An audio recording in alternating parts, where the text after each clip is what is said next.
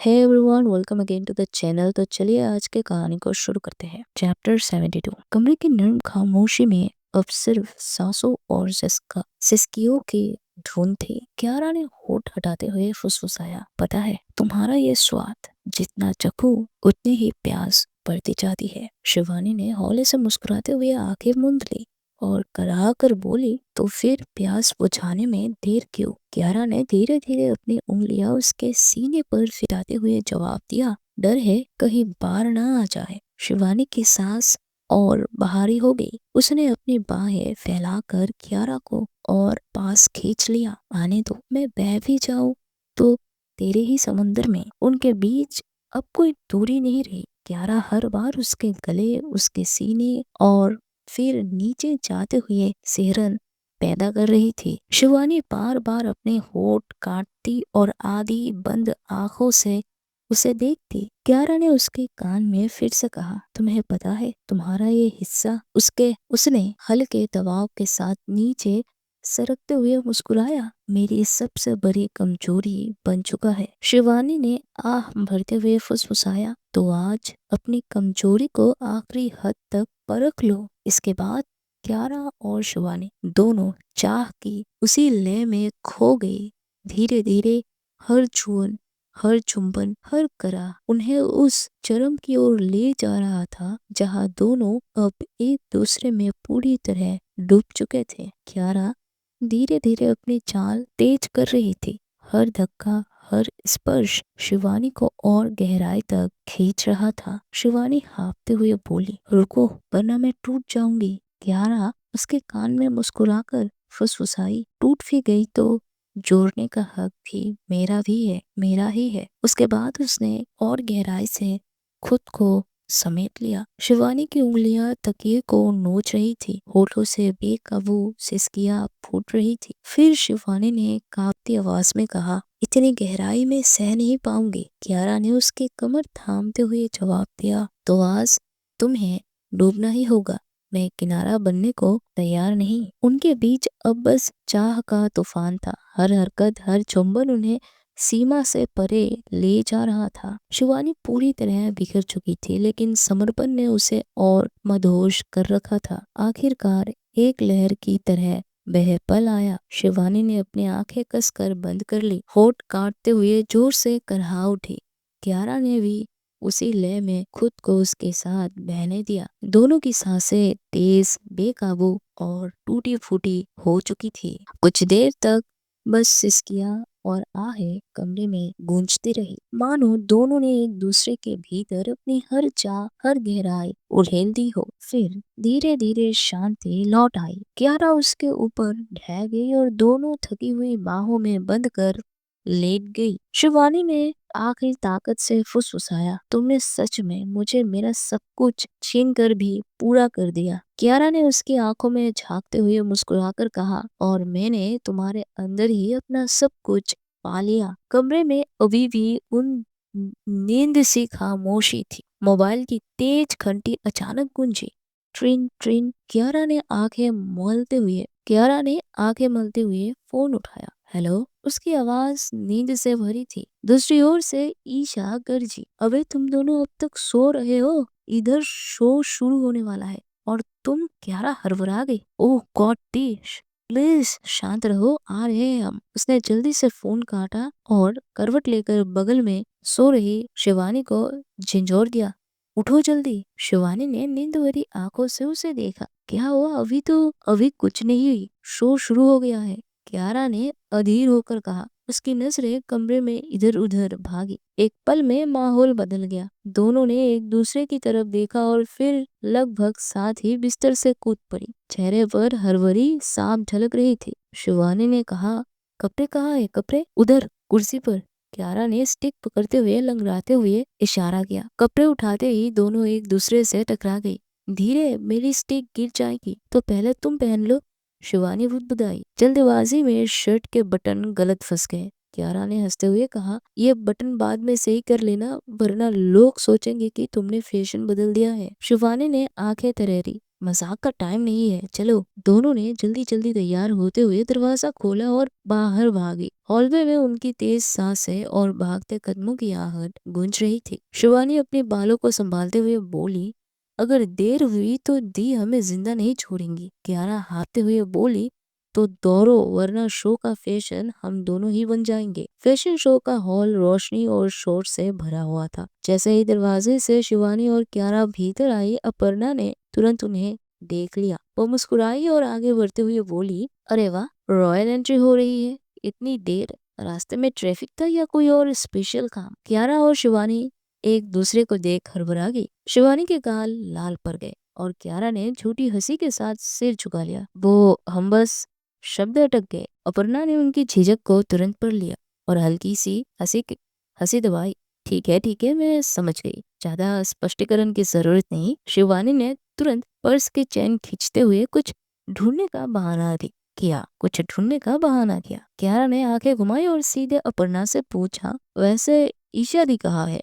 ओह, अपर्णा ने हाथ मुड़ते हुए मुस्कुराकर कहा, वो अपनी मॉडल्स को तैयार करवा रही है। बैक स्टेज पूरा रणक्षेत्र बना हुआ है। कियारा ने बस सिर हिलाया और कुछ न बोली। शिवानी ने उसके हाथ को हल्के से दबाया, मानो उसे संभाल रही हो। तीनों फिर दर्शकों की ओर बढ़े। फर्स्ट रो की सीटें पहले से रिजर्व थी। अपर्णा ने इशारा किया, आओ यही बैठो, सबसे अच्छी व्यू यही से मिलेगा। जैसा ही वे बैठे, सामने की चमकती रोशनी और रनवे का खालीपन उनकी नजरों में समा गया। बैकग्राउंड म्यूजिक तेज हुआ, लाइट्स धीरे धीरे मंद हुई। शिवानी ने धीमे स्वर में कहा, लग रहा है आज की रात लंबी होने वाली है। कियारा ने आंखें झपकाई और होठों पर आधी मुस्कान रखी। फिर अचानक पर्दा हटा और पहला मॉडल कैटवॉक पर उतरा। तालियों की गड़गड़ाहट पूरे हॉल में गूंज उठा। रनवे पर म्यूजिक और लाइट्स की धड़कन तेज हो चुकी थी। मॉडल्स एक एक कर कैटवॉक करते हुए स्टेज पर उतर रहे थे। कियारा की आंखें लगातार उन पर टिकी थी।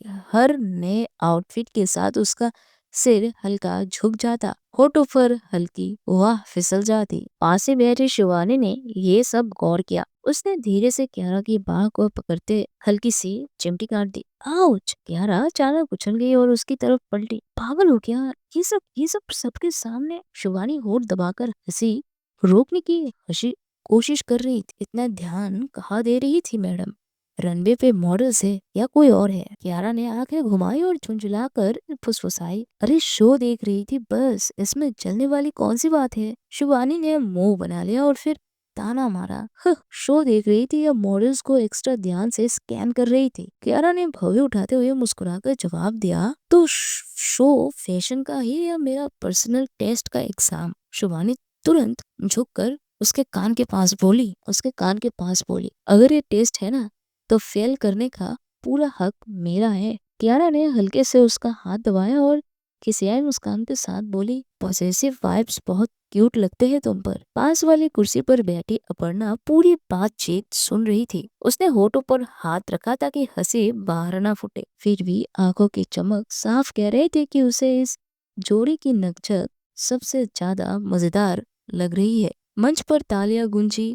अगला मॉडल रैंप पर था, लेकिन पहले रो में बैठे तीनों के लिए शो अब सिर्फ कपड़ों का नहीं बल्कि रिश्तों का भी खेल बन चुका था। भीड़ में तालियों और कैमरे फ्लैश के बीच कियारा के मोबाइल स्क्रीन अचानक जगमगा उठी। नम पड़ते ही उसके चेहरे पर हल्की झुंझुलाहट उभरी। सैदेब इज कॉलिंग। उसने झुककर जल्दी से कॉल रिसीव किया। हाँ बोलो। उसकी आवाज धीमी और सख्त थी। लाइन के उस पार सहदेव की हड़बड़ाई हुई आवाज आई, मैडम अभी अभी इंफॉर्मेशन मिली है, वो शख्स वापस सिटी में है और लगता है सीधा आपसे मिलने का इरादा है। कियारा की पलकें झपकी। उसके होठ सख्ती से बंद हो गए। आंखों की चमक पल भर में ठंडी हो चुकी थी। उसने एक गहरी सांस ली और बिना कुछ कहे कॉल कट कर दिया। शिवानी ने तुरंत नोटिस किया, अरे सब ठीक है ना? उसने कियारा के हाथ पर हल्की टच दी। कियारा ने उसकी तरफ देखा, फिर निगाहें घुमाकर बेमन से बोली, मुझे थोड़ा अर्जेंट कॉल अटेंड करनी है, तुम लोग एंजॉय करो। बिना और कुछ समझाए वो उठी। कुर्सी की आहट के साथ भीड़ के बीच रास्ता बनाते हुए बाहर निकल गई। शिवानी और अपर्णा दोनों कुछ सेकंड तक उसे जाते देखते रहे। अपर्णा ने भौहें चढ़ाकर धीमे से पूछा, ये कहाँ चली गई अचानक? शिवानी ने सिर हिलाया, थोड़ा परेशान स्वर में बोले, मुझे भी नहीं पता, उसने तो बस कॉल का बहाना बनाया। अपर्णा ने आंखें सिकोड़ कर उसे गौर से देखा। कॉल या कुछ और? शिवानी ने होठ दबाए, फिर कंधे उचकाकर कहा, शायद मुझे सच में आइडिया नहीं है, लेकिन एक्सप्रेशन कुछ अजीब था। मंच पर अगला मॉडल आते ही भीड़ तालियों से गूंज उठी। दोनों बहनें अब बेमन से सामने देखने लगी। नजरें बार बार दरवाजे की तरफ उठ रही थी। अपर्णा ने हल्के स्वर में जोरा, शायद हमें शो खत्म होने तक वेट करना होगा, लौटेगी तो खुद ही बताएगी। शिवानी ने होठ काटे, मन ही मन बुदबुदाई, या फिर शायद नहीं बताएगी। फैशन शो के भीड़ और म्यूजिक की गूंज से दूर पार्किंग लॉट अजीब सी खामोशी में डूबा था। ट्यूबलाइट की टिमटिमाती रोशनी गाड़ियों की छाया लंबी कर रही थी। कियारा के कदम ठहरे हुए थे, हाथ अब भी जेब में दबे मोबाइल पर कसकर टिका था। उसने एक गहरी सांस ली और निगाहें घुमाई। आखिरकार मिल ही गई। ठंडी भरी आवाज पीछे से गूंजी। कियारा पलटी। काले कोट में, चेहरे पर हल्की दाढ़ी और आंखों में नफरत से भरी चमक के साथ वही शख्स खड़ा था। उसकी उंगलियों में चमकती स्टील की चाकू मंद रोशनी में डर फैला रही थी। कियारा ने होठों पर हल्की हंसी खींची। इतने साल बाद भी यही तरीका चुना, चाकू लेकर डराने की? वो शख्स धीरे धीरे उसकी तरफ बढ़ा। हर कदम की आहट गूंज रही थी। तू सोचती है बच निकलेगी, इस बार कोई भागने का मौका नहीं। कियारा पीछे नहीं हटी। उसकी आंखें ठंडी थी, आवाज और भी नुकीली। तूने गलती वही कर दी जो पहले भी की थी, मुझे कमजोर समझने की। वो शख्स तंज कसते हुए बोला, इस बार दया नहीं करूंगा कियारा। दोनों के बीच हवा भारी हो चुकी थी। सन्नाटा इतना गहरा था कि सिर्फ उनकी सांसें सुनाई दे रही थी। कियारा ने पलकें झपकाई, होठों पर वही कॉन्फिडेंट स्माइल लौट आई। तो फिर आज देख ही ले किसकी सांस आखिरी होती है। उसका हाथ धीरे धीरे अपनी बैग की तरफ बढ़ रहा था जो उसने अपनी पीठ पर टंग रखे थे, जबकि सामने वाला शिकारी नजरें उसकी जबकि सामने वाले की शिकारी नजरें उसके हर मूवमेंट पर गराए था। पार्किंग लॉट अब जंग का मैदान बन चुका था। एक पल के लिए कुछ भी हो सकता था। पार्किंग लॉट की हवा में अब तनाव घुल चुका था। वो शख्स चाकू को उंगलियों में घुमाते हुए आगे बढ़ा। आखिरी बार कह रहा हूँ, रास्ते से हट जा। उसकी आवाज बर्फ जैसी थी। कियारा ने बैग से चाबी निकालकर उंगलियों में फंसाई। रास्ता? ये पार्किंग लॉट है, हाईवे नहीं। उसके होठों पर वही ठंडी मुस्कान थी। अगले ही पल उसने अचानक झपट्टा मारा। चाकू हवा को चीरता हुआ कियारा के कंधे के पास से गुजरा। वो एकदम झुक गई। चाबी उसके मुट्ठी से चमकी और सीधा हमलेवर की कलाई पर खींची। उसके हाथ से चाकू थोड़ा ढीला हुआ, लेकिन गिरा नहीं। कियारा ने दूरी बनाई, सांसों को कंट्रोल में करते हुए बोली, इतना स्लो लग रहा है ट्रेनिंग छोड़ दी तूने। वो गुर्राया और इस बार दोनों हाथों से धावा बोला। चाकू उसके गर्दन की तरफ आया। कियारा ने टाइमिंग से अपना मेडिकल स्टिक उठाया और ब्लॉक कर दिया। धातु और स्टील की टकराहट की आवाज पूरे लॉट में गूंज गई। ओह, तो अब छरी का भी इस्तेमाल करती हो? उसकी आंखें लाल हो रही थी। कियारा ने जोर से उसे धक्का दिया और पीछे हटते हुए हंसी दबाई। अपग्रेड करना पड़ता है जिंदा रहने के लिए। हमलावर ने अचानक फेंट किया और उसकी बाजू पर कट लग गया। खून की पतली लकीर बह निकली। कियारा ने दांत भींचे, लेकिन पीछे नहीं हटी। Nice try. उसकी आवाज और भी ठंडी हो चुकी थी। अब मेरी बारी है। वो झपटी, स्टिक को उसके पैर की तरफ घुमाया। हमलावर लड़खड़ा गया, लेकिन संभल गया। दोनों की आंखें एक पल के लिए जमी हुई, मानो ये सब बस शुरुआत है। तो दोस्तों, ये थी आज की एपिसोड एंड आई होप कि आपको ये पसंद आया होगा। अगर हाँ तो इस चैनल को सब्सक्राइब कर देना। जो भी नए लोग हैं, वीडियो को एक लाइक कर देना और कमेंट्स में बताना कि ये जो फाइट सीन है वो आपको कैसा लगा, लाइक गुड और बैड। ओके, एंड यारो ध्यान से और मेहनत से अपने जो हाई पॉइंट्स है वो हमारे इस वीडियो को दे देना, बिकॉज आपकी हाई पॉइंट्स हमें हमारे वीडियो को ज्यादा लोगों तक पहुंचाने में मदद करती है। तो अगर आप चाहते हो कि ये चैनल ग्रो हो, साथ ही साथ हम भी ग्रो हो और नए नए हर रोज मजेदार कहानियां आते रहे, तो आप लोग प्लीज हाई पॉइंट्स अपने देते रहना। Thanks for watching. मिलते हैं अगले वीडियो में, तब तक के लिए बाय बाय।